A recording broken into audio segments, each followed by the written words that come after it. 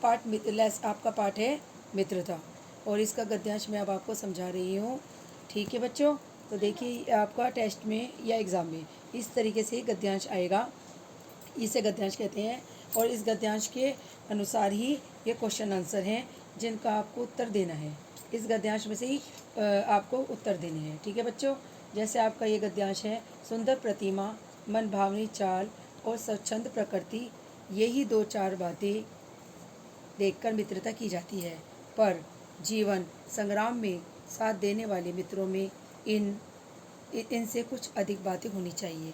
मित्र केवल उसे नहीं कहते जिसके गुणों की तो हम प्रशंसा करें, पर जिससे हम स्नेह न कर सकें, जिससे हम अपने छोटे छोटे काम तो निकालते जाएं, पर भीतर ही भीतर उससे घृणा करते रहें।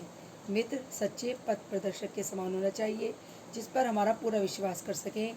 भाई के समान होना चाहिए, जिसे हम अपना प्रीति पात्र बना सकें। और हमारे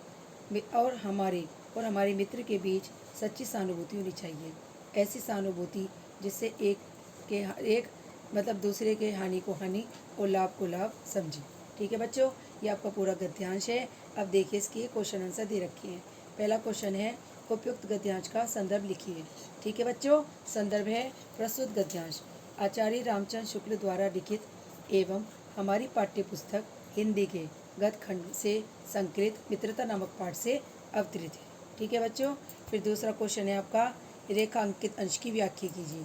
देखिए बच्चों, जो आपको गद्यांश दिया गया है उसमें जहाँ पर भी अंडरलाइन है, ठीक है, इसका क्वेश्चन यही है कि रेखा अंकित यानी जहाँ पर रेखा खींची हुई है, लाइन खींची हुई है, उसकी ही व्याख्या आपको करनी है। ऐसे ही बच्चों टेस्ट में आएगी और इसी प्रकार से एग्ज़ाम में भी आती है।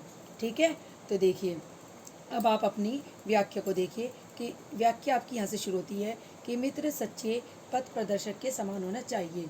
इसका मतलब है कि बच्चों, जो मित्र होता है हमारा, पथ प्रदर्शक का मतलब है कि रास्ता दिखाना, पथ माने रास्ता। ठीक है, यानी मित्र ऐसा होना चाहिए जो मित्र सच्चा हो और हमें अच्छा रास्ता दिखाए। ठीक है, जिस पर हम पूरा विश्वास कर सकें। देखिए बच्चों, मित्र ऐसा होना चाहिए जिस पर हम पूरा विश्वास कर सकें। ठीक है, जैसे हम अपने भाई के ऊपर करते हैं। भाई यानी कि मित्र भाई के समान होना चाहिए।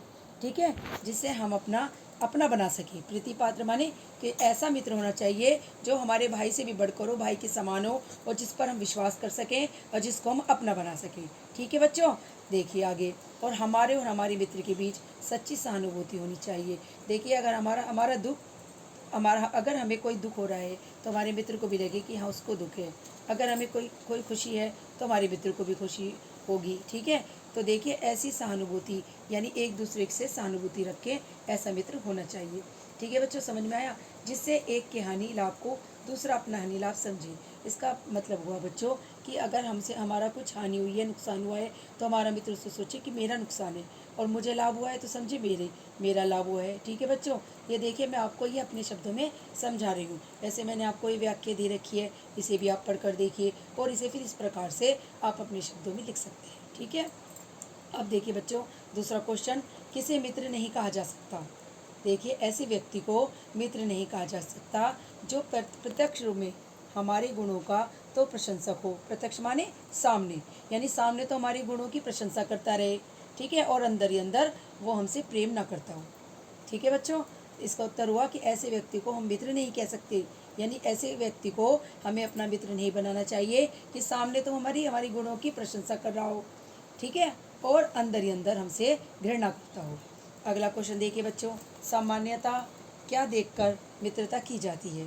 देखिए बच्चों, इसका आंसर है कि साधारणतः किसी का सुंदर चेहरा, रंग रूप, मन को लुभाने वाली चाल, स्वभाव में खुलापन और आदि, ये सब देखकर हम किसी से भी मित्रता कर लेते हैं। ठीक है बच्चों, लेकिन ऐसा मित्र जीवन में प्राय मतलब हमारे काम नहीं आते, मतलब वो अच्छे मित्र नहीं होते। यानी कि मित्र को देखते हो, मित्र जब भी हम अपना मित्र कोई बनाएंगे तो ऐसा नहीं होना चाहिए कि हम सोचें बस वो सुंदर हो, अच्छा हो, ठीक है, ऐसा ना हो, बल्कि हमें ऐसा मित्र बनाना चाहिए जो सुख दुख में हमारा साथ दे। ठीक है बच्चों, अगला क्वेश्चन देखिए, हमारे और हमारे मित्र के बीच कैसी सहानुभूति होनी चाहिए। इसका आंसर देखिए, हमारे और हमारे मित्र के बीच ऐसी सच्ची सहानुभूति होनी चाहिए जिससे वह हमारे हानि लाभ को अपना हानि लाभ समझे और उसके हानि लाभ को हम अपना समझें। ठीक है, अब आपको ये समझ में आ गया है तो इसी प्रकार से जो ये गद्यांश है बच्चों, एग्ज़ाम में भी आपके ऐसे ही आएगा और टेस्ट में भी ऐसे ही आएगा, ठीक है। और इसी प्रकार से आपको लिखना है।